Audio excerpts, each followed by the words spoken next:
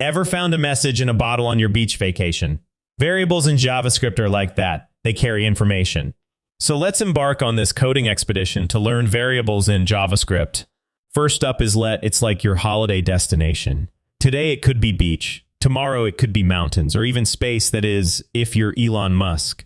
So the value of let can be changed and set to whatever value you like it to be.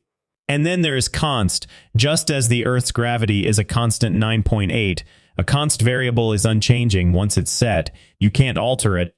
And at last we have var, your childhood vacation spot that brings back nostalgia. It has been replaced with the newer and better let and const, but you still see it in some of your old projects. Now let's move on to data types. First up, we have numbers. They can represent the beach temperature like 30 or 35. JavaScript doesn't differentiate between whether the number is an integer or a decimal number. For JavaScript, a number is just a number.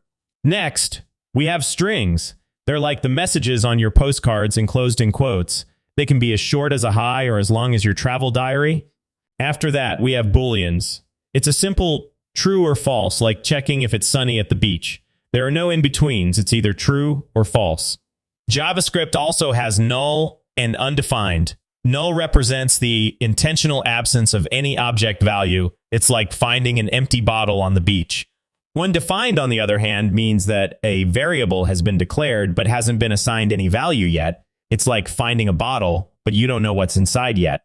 Last but not least, we have objects. Objects are like treasure chests that hold multiple values. They can have properties and methods. You can think of an object as a collection of key value pairs, where each key is like a label for a value.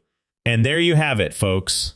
A quick tour through the terrain of JavaScript variables and data types. Remember, every successful coding journey starts with understanding these basics. Keep exploring, and soon you'll be the Indiana Jones of JavaScript.